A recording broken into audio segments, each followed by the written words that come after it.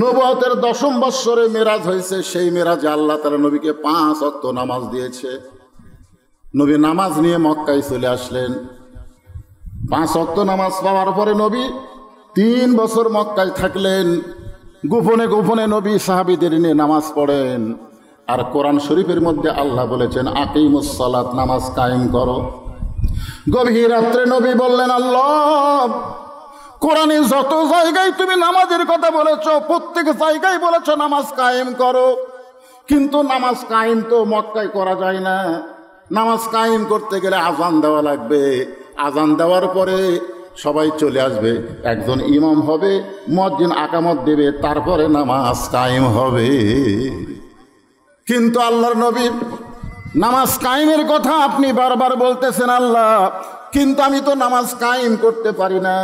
তাহলে এরকম চোরের মতন নামাজ পড়লে কি হবে? আল্লাহ বলতেছেন, আপনি যেভাবে নামাজ আদায় করতেছেন মক্কায়, এটার নাম হলো ইকরাউস সালাত, নামাজ পড়া। কিন্তু নামাজ পড়ার জন্যে তো আমি আপনাকে পাঠাইনি, নামাজকে কায়েম করার জন্যে পাঠাইছি।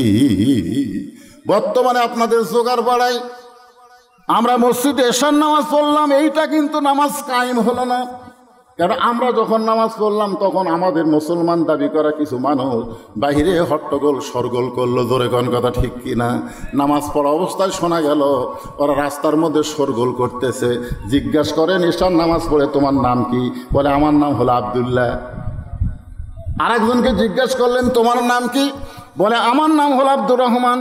তোমার নাম আব্দুল্লাহ, আব্দুর রহমান, অথচ এশার নামাজ মসজিদে হয়ে গেল, তোমার খবর কি? বলে, আমি মুসলমান আছি, কিন্তু আমি নামাজ পড়ি না। যতদিন পর্যন্ত বাংলার জমিনে নামাজ পড়া হবে, নামাজ কায়েম হবে না, ততদিন মক্কার ইসলাম হবে। আর মক্কার ইসলাম যে আকিমুদ্দিন, দিন কায়েম করা যাবে না। দিন কায়েম করতে গেলে নবীর সিরাতে মদিনার ইসলামকে গ্রহণ করা লাগবে। কথা বলেন, কথা বলা লাগবে। দিন কায়েম করতে হবে, নামাজ কায়েম করতে হবে। আল্লাহ বললেন, ইয়া রাসূলুল্লাহ, আপনি আফসোস করেন না, একদিন আপনি ঠিকই নামাজ কায়েমের পরিবেশ পাবেন। আর সেই পরিবেশের প্রথম মসজিদের নাম হলো মসজিদে কোবা। জোরে কোন সুবহানাল্লাহ। আপনি বলেন, মসজিদ ছাড়া নামাজ কায়েম করা যাবে? এই যে আপনারা মসজিদ বানাইছেন এত সুন্দর করে, টাইস ফাইস দিয়ে কি সুন্দর করে মসজিদ বানালেন, এই মসজিদ বানাচ্ছেন কি নামাজ পড়ার জন্যে না কায়েম করার জন্যে? কথা বলেন, পড়ার জন্যে না কায়েম করার জন্যে? প্রথম একটা মসজিদ নবী নির্মাণ করলেন। প্রথম যে মসজিদকে বলা হয় মসজিদে কোবা। নাম কি? মসজিদে কোবা। আল্লাহ রাসূল বলেছেন, আমার নির্মিত প্রথম মসজিদে কেউ যদি 2 রাকাত নামাজ আদায় করে, আল্লাহ এত খুশি হয় তার আমল নামায় একটা ওমরা হজের সওয়াব দিয়ে দেয়। সুবহানাল্লাহ। জোরে কর না কেন? আরে আপনি করতে পারবেন তো? একটু জোরে মহব্বতে সুবহানাল্লাহ কন। আপনাকেও আল্লাহ হয়তো হজ করার সুযোগ না দিলে ওমরা করার তৌফিক দিয়ে দিবে। সুবহানাল্লাহ বলেন। এই মসজিদে কোবা নবী নির্মাণ করলেন। নির্মাণ করার কারণ হলো, আল্লাহ রাসূল বললেন, আজকে মসজিদে কোবায় নামাজের জামাত হবে, নামাজ কায়েম হবে। ইসলামে প্রথম যেই নামাজটা জামাতের সঙ্গে পড়া হয়েছে সেই নামাজের নাম হলো জোহরের নামাজ, আজান দিয়া। এর আগে নামাজ পড়া হয়েছে, কিন্তু নামাজ কায়েম হয় নাই। আমাদের আগামীতে বাংলাদেশে নামাজ কায়েমের পরিবেশ তৈরি করা লাগবে। নামাজ পড়ার পরিবেশ দিয়ে কাম হবি না। বুড়া হচ্ছে চামড়া ঢিল, আল্লাহর সাথে দিছে মিল।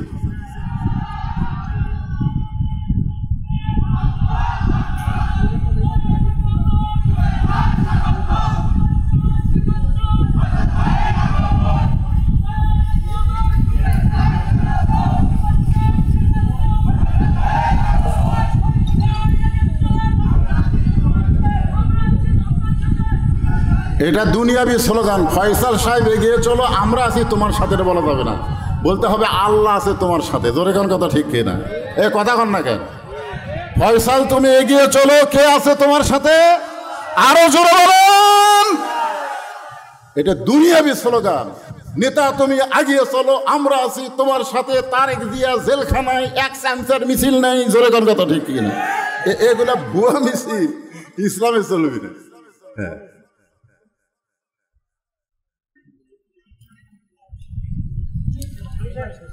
হ্যাঁ বসেন, প্রধান অতিথি বসতে দেন। আমি যে কথাটা বলতেছি কি বলবো বলবো হ্যাঁ, মনোযোগ দেওয়া লাগবে। এখনকার কথাগুলো মনোযোগ না দিলে। মা আয়েশা কি বলতেছেন? আমি 9 বছরে নবীকে দেখছি মাত্র কয়বার? কয়বার মাত্র? আর স্বামী হিসাবে দেখছি কতবার? এই কথার কোনোই গুরুত্ব দিলেন না। স্বামীকে দেখছি হাজার হাজার বার, আর নবী হিসাবে 9 বছরে দেখছি মাত্র 3 বার। এখানে আপনাদের বুঝাবার যাচ্ছি, যিনি নবী তিনি স্বামী, কিন্তু নবীর রূপ আলাদা, স্বামীর রূপ আলাদা, নানার রূপ আলাদা, আবার পিটন খাওয়ার সাইজ আলাদা, পিটন দেওয়ার সাইজ আলাদা। তোর এখন কথা ঠিক কিনা? মানে একই নবীর মধ্যে বহু রূপ। সেই জিনিসটা বুঝাইতে গিয়া প্রথম যেই নামাজ কায়েম হয়েছে আজান দিয়া, সেই নামাজের নাম হলো জোহরের নামাজ। ধরে বলেন কোন নামাজ? সর্বপ্রথম যিনি জামাত কায়েমের জন্য আজান দিয়েছে সেই মুয়াজ্জিনের নাম হলো হযরত বেলাল ইবনে রেবাব। আল্লাহ রাসূল বলেছেন, ও বেলাল তুমি আমার কাছে আসো। বেলাল যখন নবীর কাছে আসলেন, নবী বেলালের কপালে একটা চুমা দিয়ে বললেন, বেলাল তুমি কি জানো হাসরের ময়দানে তোমার মাথা আমার মাথার উপরে থাকবে? বেলাল ছোট বাচ্চার মতন কান্না শুরু করলেন, ইয়া রাসূলুল্লাহ আপনি হলেন বিশ্ব নবী, আপনার মাথার উপর আমার মাথা কেমনে থাকবে? আল্লাহ রাসূল বললেন, বেলাল শুধু তুমি নও, কিয়ামত পর্যন্ত যারা মসজিদে মুয়াজ্জিনি করবে, এই মুয়াজ্জিনের মাথাটা ইমামের মাথার চাইতে আল্লাহ উপরে রাখবে। এখন আপনারা বলেন তো মুয়াজ্জিনের দাম কম না বেশি? সর্বপ্রথম এই মুয়াজ্জিন হযরত বেলাল। আবু বকর বলেছিল, ইয়া রাসূলুল্লাহ আমি মুয়াজ্জিন হবার চাই। উমর ফারুক বলেছিল, ইয়া রাসূলুল্লাহ আমি মুয়াজ্জিন হবার চাই। ওসমান বলেছিল, আমি মুয়াজ্জিন হবার চাই। কারণ এত বড় দামি ফজিলত কেউ হাতছাড়া করবার চায় না। রাসূল বলে, সাহাবীরা রে, আজানের মালিক যে আল্লাহ, আরশ থেকে সে আল্লাহ মুয়াজ্জিন নিযুক্ত করে দিয়েছে। আমি নবী আজানের মালিক না, আজানের মালিককে সে আল্লাহ মুয়াজ্জিনকে নিযুক্ত করে দিয়েছে। সেই মুয়াজ্জিন হলেন হযরত বেলাল। সমস্ত সাহাবী বেলালকে আঁকড়ে ধরে বলে, বেলাল তোমার মধ্যে এমন কি যোগ্যতা আছে যেই যোগ্যতার কারণে আল্লাহ তাআলা তোমাকে মুয়াজ্জিনের মতন বিশাল একটা পদ দিয়েছে? বেলাল বলতেছে, আমি জানি না, আল্লাহ রাসূলই বলতে পারবেন। কারণ আল্লাহ রাসূলকে জানান, রাসূলের কাছে তোমরা শোনো। সমস্ত সাহাবীরা রাসূলকে জিজ্ঞাসা করলেন, এ রাসূলুল্লাহ এই বেলালের মধ্যে এমন কি গুণ যেই গুণের কারণে বেলাল আজান দেওয়ার মতন মুয়াজ্জিনি সম্মান পাইলেন? রাসূল বললেন, সাহাবীরা রে তোমরা সবাই জিহ্বা বের করো। সাহাবীরা জিহ্বা বের করলেন। আল্লাহ রাসূল বললেন, বেলাল তুমিও জিহ্বাটা বের করো। বেলাল যখন জিহ্বা বের করে, সমস্ত সাহাবী তাকায় দেখে বেলালের জিহ্বার মাঝখানে ছিদ্র দেখা যায়। সাহাবীরা বললেন, ইয়া রাসূলুল্লাহ এই বেলালের জিহ্বার মধ্যে ছিদ্র দেখতে পাইলাম কারণ? নবী বললেন, সাহাবীরা রে শুধুমাত্র কলেমাকে কলিজার মধ্যে ইকরার বিল লিসান, তাসদিক বিল জানান, আমল বিল আরকান, ঈমানটাকে কলিজার মধ্যে জায়গা দেওয়ার জন্য এই বেলালকে কাফের বেঈমানেরা সারাদিন মারছে। শুধু মারে নাই, বুকের উপরে পাথর চাপা দিয়ে রাখছে। শুধু পাথর চাপা দিয়েও ক্ষান্ত হয় নাই। বেলাল যখন আল্লাহ আল্লাহ জিকির করে, বেলালের জিহ্বাটা টেনে বের করে ওই জিহ্বার মধ্যে পেরেক ঢুকাইয়া দিছে। এরপরে আবু বকর বেলালকে যখন মুক্ত করে নবীর সামনে হাজির করে, আল্লাহ রাসূল বেলালের কপালে একটা চুমা দেয়। জিহ্বার সঙ্গে জিহ্বা লাগাই দিলে সঙ্গে সঙ্গে জিহ্বাটা পূর্বের মতো হয়ে বেলালের মুখের মধ্যে ঢুকে যায়। আল্লাহ রাসূল বললেন, বেলাল তুমি কি জানো তোমাকে আল্লাহ খুশি হয়ে একটা আয়াত হাদিয়া দিয়েছে? ধরে কোন সুবহানাল্লাহ। বেলাল তুমি কি জানো আল্লাহ তোমার উপরে খুশি হয়ে তোমাকে একটা আয়াত আল্লাহ হাদিয়া দিয়েছে, ইন্নাল্লাযীনা ক্বালু রাব্বুনাল্লাহু সুম্মা ইসতাকামু তাতানাজ্জালু আলাইহিমুল মালাঈকা আল্লা তাখাফু ওয়া লা তাহজানু ওয়া আবশিরু বিল জান্নাতিল্লাতী কুনতুম তুআদুন। আল্লাহু আকবার। বেলাল, তুমি শুনলে খুশি হবে, তোমার কোনো ভয় নাই, তোমার কোনো চিন্তা নাই। এই দুনিয়াতে আল্লাহ তোমাকে বেহেশতের সুসংবাদ দিয়ে দিছে। এরপরও বেলাল কাঁদতেছে। রাসূল বলে, বেলাল, আল্লাহ তোমাকে জান্নাতের সুসংবাদ দিলে এরপরেও তুমি কেন কাঁদতেছো? বেলাল বলে, ইয়া রাসূলুল্লাহ, আমি আল্লাহু আকবার, আল্লাহ সবচাইতে বড়, সে আল্লাহকে ঈমান গ্রহণ করে চোরের মতন আমাকে সারাদিন ওরা মারলো, আমি জবান খুলে চিৎকার করে বলতে পারি নাই, শুধু জবানে আল্লাহ আল্লাহ বলেছি, জোরে বলি নাই। আমার জিহ্বা টেনে ওরা ছিদ্র করে দিয়েছে। আমার আল্লাহ বড়, এই কথাটাকে কোনোদিন জোরে বলা যাবে না। রাসূল বলে, বেলাল রে, বর্তমানে মক্কায় সেই পরিবেশ নাই। যেদিন পরিবেশ হবে সেই দিন সর্বপ্রথম তোমাকেই জোরে আল্লাহু আকবার বলার হুকুম দেওয়া হবে। হাসিনার সময় আমরা সেই পরিবেশ পাচ্ছিলাম না। জোরে কোন কথা কন না কেন? কিন্তু এখন 5ই আগস্টের পরে, হাসিনা পলানোর পরে সেই পরিবেশ আছে না নাই? একটু জোরে দেওয়া লাগবে, দেখি কে কত জোরে পারেন। লিল্লাহি তাকবীর। আসো আসো। আগে তকবীর দিলেই দুই একজন সাইড থেকে স্লিপ দেয়, তকবীর ছাড়া কেউ আস নাই। কারণ ওই শালারা হলো শয়তান, ওরকে কলিজার মধ্যে শয়তান বসে আছে। তকবীর দিলে কেন ছটফট ছটফট করে? কারণ শয়তান সব সহ্য করতে পারে, আল্লাহু আকবার সহ্য করতে পারে না। জোরে কর কথা, ঠিক কিনা? যত জোরে তকবীর দিবা তত জোরে শয়তান, দূরে শয়তান পালায় যাবে। বাংলাদেশে আবার একদল নতুন আসতেছে, তারাও এই তকবীরকে অপছন্দ করে। জোরে কর কথা, ঠিক কিনা? তবে আজকে ফেসবুকে দেখলাম একজন নেতা বলতেছে, তোমরা আপাতত নির্বাচনের আগ পর্যন্ত নামাজ জামাতে পড়ো। মাথা গেল রে, শালারা কি কয়, নির্বাচন পর্যন্ত নামাজ, নির্বাচন পর্যন্ত। এটা বলার পিছনে কারণ হলো যে মসজিদের ইমাম কি তালকিন দেয়, এই তালকিনটা ধরার জন্য। কি তালিম দেয়, এই তালিমটা ধরার জন্যে। ভাই, যখনই তুমি জামাতে নামাজ পড়তে আসবা, নামাজ পড়তে পড়তে ইন্না সালাতা তানহানিল ফাহশাই ওয়াল মুনকার, তোমার ভিতর থেকে যাবতীয় বাতিলকে আল্লাহ দূর করে দিয়ে ইমাম দিয়ে তোমার আত্মা ভরপুর করে দিবে।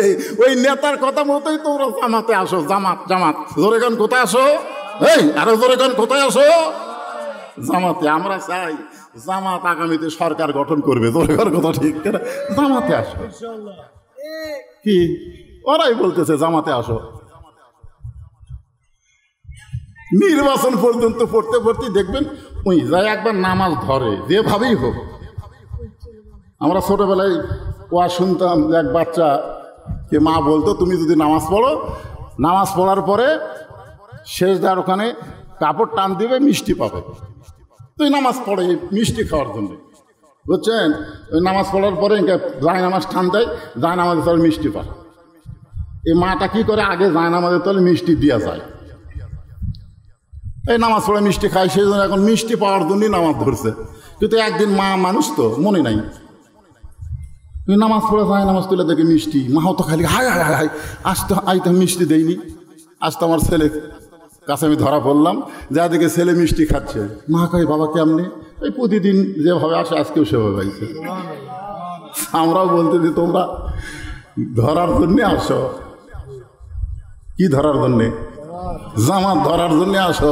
আস্তে আস্তে আল্লাহ পরিবর্তন করে দিবে। পারকে পারে না?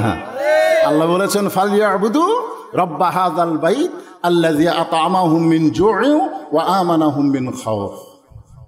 আল্লাহ যখন হাকিম হয়ে আমাদেরকে আসামি বানায় বিচার শুরু করবেন, ওই সময় আমাদের নবী উকিল হবেন, ব্যারিস্টার হবেন, আমাদের পক্ষে আল্লাহর কাছে সুপারিশ করে আমাদের সবাইকে জান্নাতে পৌঁছায় দিবে। আল্লাহ রাসূল বলেছেন, আমার একজন উম্মতিনী বাইরে থাকা অবস্থায় আমি রাসূল ভিতরে ঢুকবো না।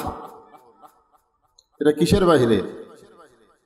বুঝতে পারছেন আমার কথা? কি বুঝতে পারতেছেন যে একজন উম্মতিনী, মা বোনেরা মনোযোগ দিয়ে শোনেন, যতক্ষণ পর্যন্ত বাহিরে থাকবে আমি রাসূল ততক্ষণ ভিতরে ঢুকবো না।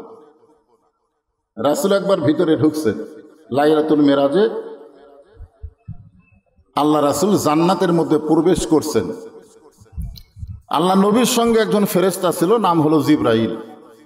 ফেরেশতা জিবরাইল বললেন, ইয়া রাসূলুল্লাহ, আপনি কি জানেন এই জান্নাতের দরজায় কি লেখা আছে?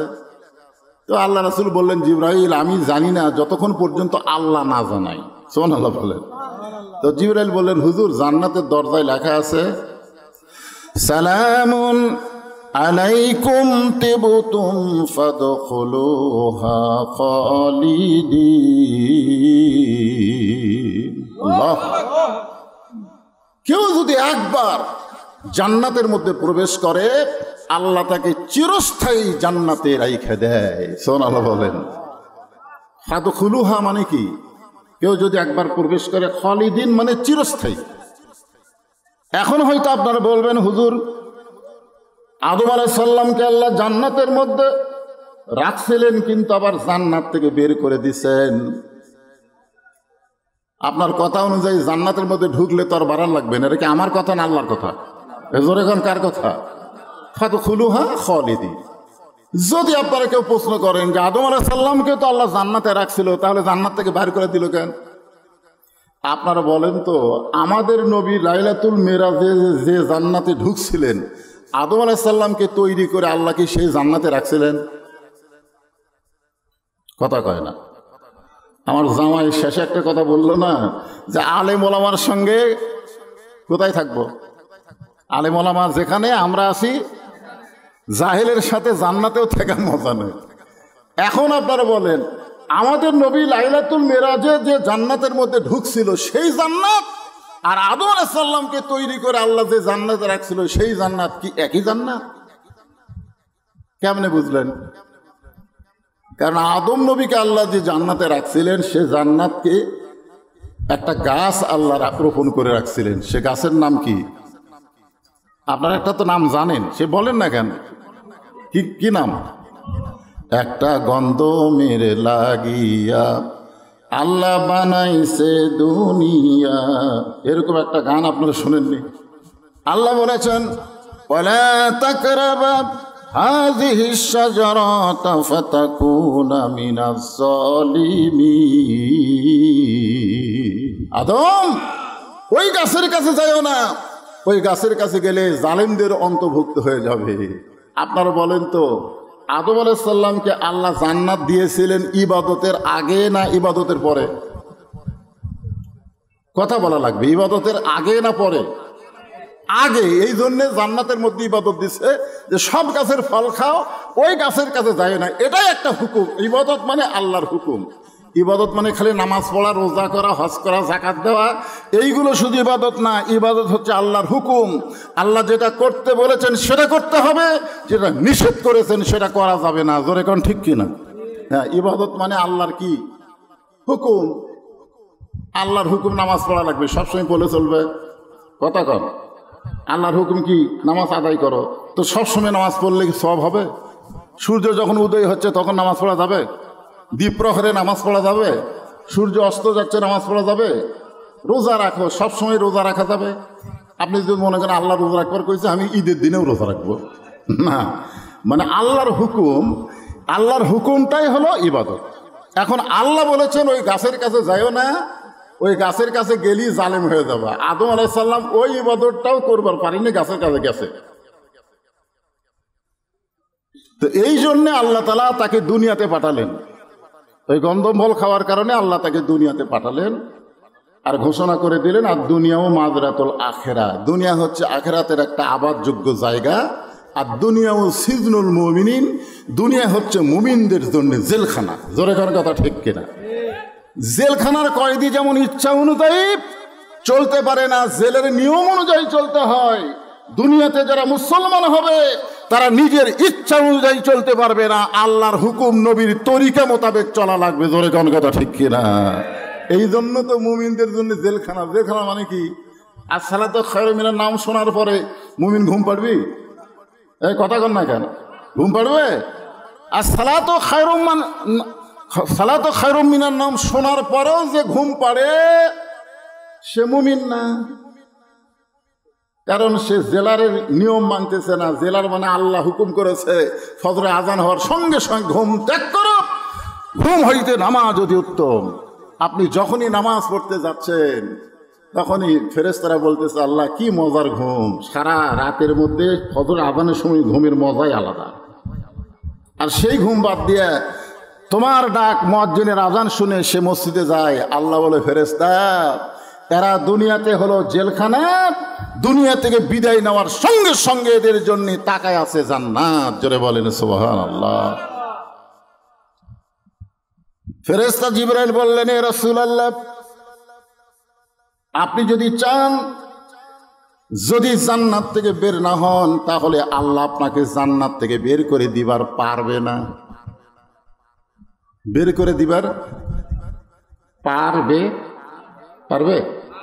লিমা তাকুলু মা লা তাফআলুন। আল্লাহ যা বলে আল্লাহ তাই করে। আল্লাহ বলেছেন ফাদখুলুহা খালিদিন, কেউ যদি একবার জান্নাতে প্রবেশ করে সে চিরস্থায়ীভাবে জান্নাতে থাকবে। আপনি যদি বের না হন আল্লাহ আপনাকে বের করে দিবে না।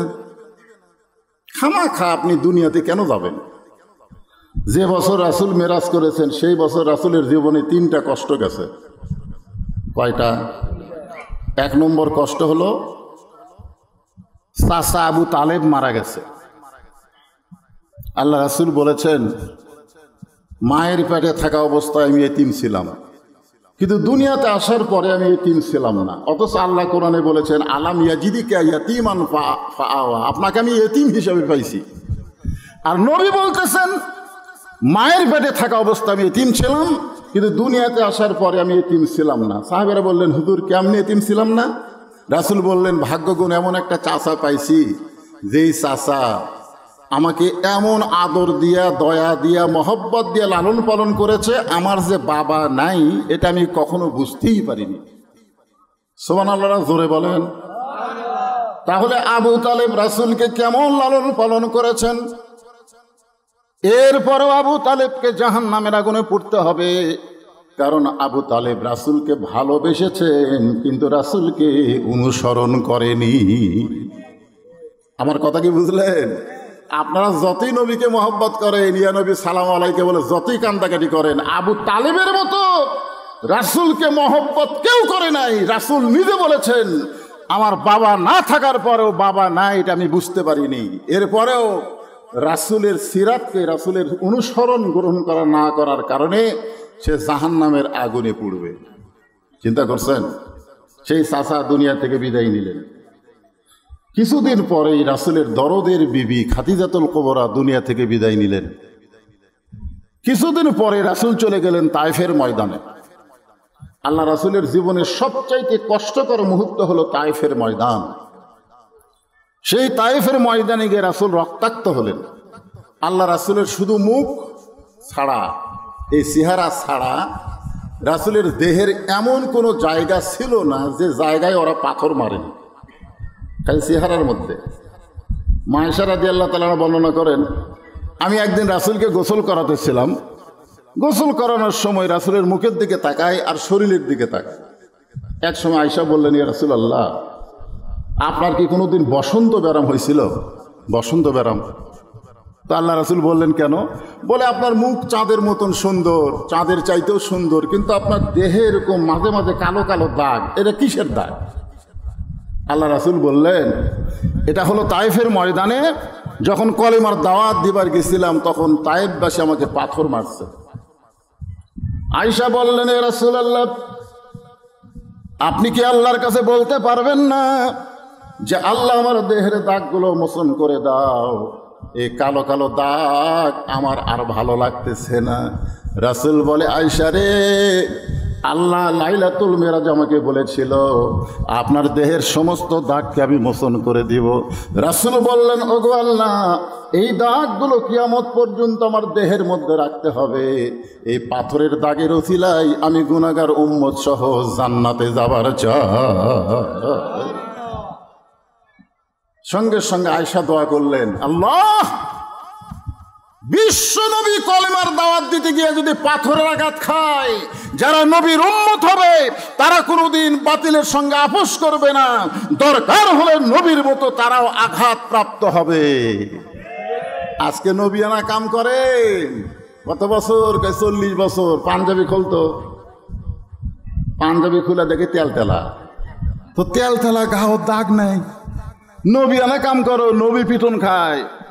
একমাত্র সুলাইমান আর আদম নবী ছাড়া সমস্ত নবী বাতিলের দ্বারা আঘাতপ্রাপ্ত হয়েছে। প্রত্যেকটা নবীকে বাতিলের আঘাত করছে। আজকে যারা বলে আমরা নবীর কাম করি, কিন্তু বাতিল তাদের কিছুই বলে না, বুঝবেন এটা নবীর কাম না, এটা তলে তলে শয়তানের সঙ্গে আঘাত করার কাম। জোরে কোন কথা ঠিক কিনা বুঝতে হবে।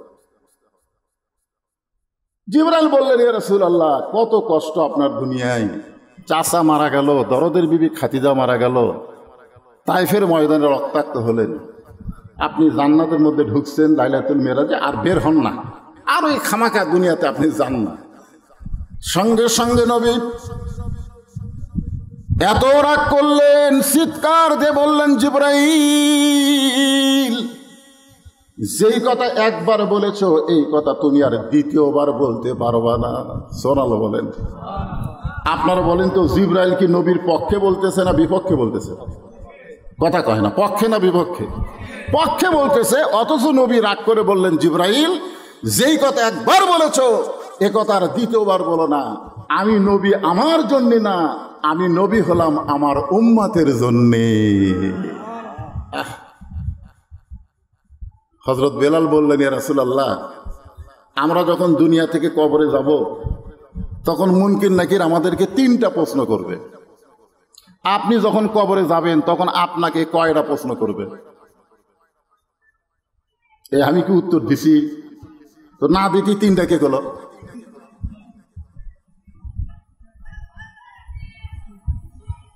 একজন সাহাবী হযরত বেলাল, তিনি নবীকে প্রশ্ন করতেছে, ইয়া রাসূলুল্লাহ, আমরা যখন কবরে যাব, মুসলমান যখন কবরে যাবে, মুসলমানদেরকে কয়টা প্রশ্ন করা হবে? 3টা প্রশ্ন করা হবে। কিন্তু আপনি যখন কবরে যাবেন তখন আপনাকে কয়টা করা হবে? আল্লাহ রাসূল বললেন, হযরত বেলাল, তোমার কি মনে হয়? তো বেলাল বলতে, যে হুজুর, আমার মনে হয় আপনাকে 2টা প্রশ্ন করবে। তো আল্লাহ রাসূল বললেন, কি কি 2টা করবে? বলে, মান রব্বুকা অমা দিনুকা, এই 2টা প্রশ্ন আপনাকে করবে, কিন্তু অমান নাবিউকা এই প্রশ্ন আপনাকে করবে না, কারণ আপনি নিজেই নবী, খালি নবী, সাইদুল আম্বিয়া, সাইদুল মুরসালিন। তখন আল্লাহ রাসূল কানলেন, খুব কানলেন। তো সাহাবীরা বললেন, হুজুর, আপনি কেন কানতেছেন? নবী বললেন, দেখো, তোমাদের ভাগ্য কত ভালো, তোমাদের নবী আছে, আর আমার ভাগ্য কত খারাপ, আমার কোনো নবী নাই। তোমাদের ভাগ্য এত ভালো, তোমাদের উকিল আছে, ব্যারিস্টার আছে, আল্লাহ হাকিমের কাছে তোমাদের ওকালতি করে, তোমাদের সুপারিশ করে জান্নাতে নিয়ে যাবে। আর আমার ভাগ্য এত খারাপ, আমার কোনো নবী না। সব সাহাবীরা কান্দার বলে, হুজুর, আপনি তো নবী, আপনার আবার নবী কে? রাসূল একটা মারাত্মক কথা বললেন সিরাতে রাসূলের দিনে, সিরাত সম্মেলনের দিনে। শোনেন, আল্লাহ রাসূল বললেন, যারা মৃত্যুবরণ করবে তারা কবরে গেলে তাদেরকে মুনকির নাকির 3টা প্রশ্ন করবে, আর যে মৃত্যুবরণ করবে না তাকে কোনো প্রশ্নও করা হবে না। এ কথার দ্বারা রাসূল বুঝালেন, আমাদের নবী মরা নবী না, আমাদের নবী হলেন হায়াতুন নবী। জোরে বলেন কথা ঠিক কিনা? খালি সিরাত শুনলে হবে না, নবী সম্পর্কে একটু জানা লাগবে। না জানলে মানবেন কেমনে? আল্লাহ রাসূল দুনিয়া থেকে বিদায় নেওয়ার পরে নবী দুনিয়া থেকে মরার কথা তার জীবনে কেউ বলেন না। নবী মরে গেছেন এ কথা যেন কোনোদিনও বলেন না, বলবেন ইন্তেকাল করছে, বিদায় নিয়েছে। নবীর শান বুঝতে হবে, মর্যাদা বুঝতে হবে। জোরে কোন ঠিক কিনা? আপনি নবী না বুঝলে আল্লাহ কি বুঝবেন? আল্লাহরে বুঝতে গেলে তো নবী আগে বোঝা লাগবে, নবীটা কে। তো আল্লাহ রাসূল দুনিয়া থেকে যখন বিদায় নিলেন তখন কতকগুলো মহিলা উম্মাহাতুল মুমিনিন 6 লক্ষ হাদিসের হাফেজা মা আয়েশার সাথে দেখা করলেন। নবী যখন দুনিয়া থেকে বিদায় নিলেন তখন কতকগুলো মহিলা, এই মায়েরা যারা পর্দার অন্তরে আছেন মনোযোগ দিয়ে শোনেন, কতকগুলো মহিলা এসে মা আয়েশার কাছে সাক্ষাৎ করলেন। মহিলারা বলতেছেন, মা আমরা নবী সম্পর্কে আপনার কাছে জানতে চাই। আপনারা বলেন তো, মেয়েরা কি নবীর কাছে আসতে পারতেন? মেয়েরা পর্দা পর্দা বোঝেন আপনারা? পর্দা বোঝে? আজকাল তো মুরিদের বউ পীরের কাছে যায়, ওই পীর বাবার কাছে মুরিদ যায়, মুরিদের বউ যায়, বাবার কাছে ফয়েজ নেয়। অথচ ইয়াসসার রাদিয়াল্লাহু ইসলাম গ্রহণ করার পরে তিনি যখন বাড়িতে গেলেন, বাড়িতে যাওয়ার পরে তার বিবি সুমাইয়া বললেন, ওগো স্বামী, আপনার চেহারার মধ্যে নূর জ্বলতেছে, আলো জ্বলতেছে, কারণ কি? ইয়াসসার বললেন, আমি ঈমান গ্রহণ করছি, ঈমানের নূর আমার চেহারার মধ্যে আল্লাহ প্রকাশ করে দিয়েছে। বিবি সুমাইয়া বলতেছে, তাহলে আমিও ঈমান গ্রহণ করব। ইয়াসসার রাদিয়াল্লাহু দৌড়ে এসে রাসূলকে বললেন, নবী গো, আমি তো ঈমান গ্রহণ করছি, আমার বউটাও ঈমান গ্রহণ করতে চায়, আমি কি আমার বউ আপনার কাছে নিয়ে আসবো? তখন আল্লাহ রাসূল বললেন, বাল্লিগু আন্নী ওয়ালাউ আয়া, তুমি যে ঈমান গ্রহণ করেছো সেই ঈমানের দাওয়াত তোমার বউয়ের কাছে দাও, তোমার বউকে আমার কাছে আনা লাগবে না। নবীর কাছে ইয়াসসারের বউ আসলে নবীর কিছু হতো না, কিন্তু এইটা বর্তমান ভণ্ডপীর দলিল নিত, যদি সাহাবীর বউ নবীর কাছে আসতে পারে তাহলে মুরিদের বউ আমার কাছে আসতে পারবে না কেন? জোরে কোন কথা ঠিক কিনা? কারণ লাকাদ কানা লাকুম ফি রাসূলিল্লাহি উসওয়াতুন হাসানা, যদি সফলতা অর্জন করতে চাও নবীর আদর্শকে গ্রহণ করতে হবে। নবীর বিবি ছাড়া নবী অন্য কোনো মহিলার সঙ্গে পর্দাহীনভাবে দেখা করে নাই। জোরে কোন সুবহানাল্লাহ। এখন মেয়েরা বলতেছে, মা আল্লাহ নবী সম্পর্কে আমরা একটু জানতে চাই। আয়েশা বললেন, মেয়েরা তোমরা নবী সম্পর্কে আমার কাছে জানতে আইছো, এখন আমি তোমাদের সামনে বলতেছি, তোমরা নবী সম্পর্কে শুনবে না আমার স্বামী সম্পর্কে শুনবে? একটু মনোযোগ দিবেন। তোমরা নবী সম্পর্কে জানবে না আমার স্বামী সম্পর্কে শুনবে? তো মেয়েরা বলতেছে, মা আল্লাহর নবীও যিনি উনি তো আপনার স্বামী। আয়েশা বলতেছে, 6 বছর বয়সে নবীর সঙ্গে আমার বিয়ে হয়েছে। একটু মনোযোগ দিয়ে শোনেন, কয় বছর? 6 বছর বয়সে বিয়ে হয়েছে, আর 9 বছর বয়সে আমি নবীর ঘরে আইছি।